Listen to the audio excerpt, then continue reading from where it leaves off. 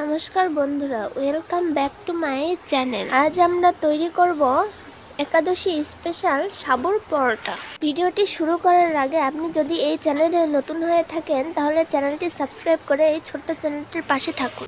সাবুর পরোটাটি বানানোর জন্য এখানে সাবু পরিমাণ মতো নিয়ে ধুয়ে ভিজিয়ে রাখবো 1 ঘন্টার মতো। পরোটাতে বাদাম দেওয়ার জন্য এদিকে বাদাম ভেজে আধা ভাঙা করে নেব। এদিকে 1 ঘন্টা পর সাবু ভিজে গেছে, তারপর মাখিয়ে নিয়েছি।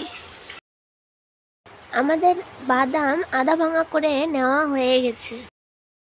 এখন সাবুর ভিতরে সবকিছু দেওয়ার পালা। প্রথমেই কিছু কাঁচামরিচ কুচিয়ে দিয়ে দিলাম, তারপর দিয়ে দিলাম ভেঙে রাখা বাদাম, তারপরে একে একে লবণ ও হলুদ দিয়ে দেব।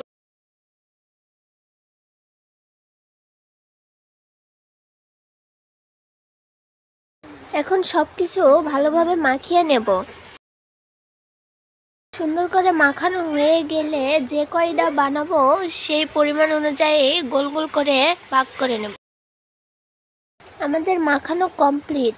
এখন সাবুর পরোটা ভাজার জন্য চুলায় একটি কড়াই বসিয়ে দেব। এরপর এতে পরিমাণ মতো তেল দিয়ে কড়াইয়ের সারা গায়ে মাখিয়ে নেব। তারপর সাবুর দলা একটু চ্যাপ্টা করে কড়াইয়ে আস্তে আস্তে চেপে চেপে বড় করে নেব। কড়াই সাবধানে দিতে হবে যেন হাতে না লাগে।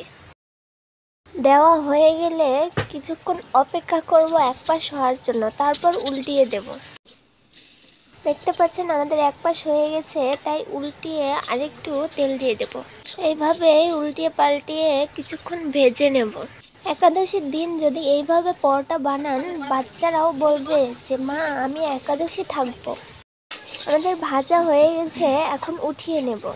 বন্ধুরা, ভিডিওটি কেমন লাগলো অবশ্যই কমেন্টে জানাবেন এবং ভিডিওটি ভালো লাগলে লাইক, কমেন্ট এবং শেয়ার করে আমার ছোট্ট চ্যানেলটির পাশে থাকবেন এবং পরবর্তী ভিডিও পাওয়ার জন্য চ্যানেলটি সাবস্ক্রাইব করে পাশে থাকা বেল আইকনটি বাজিয়ে দিন। ভিডিওটি দেখার জন্য আপনাদের অসংখ্য ধন্যবাদ।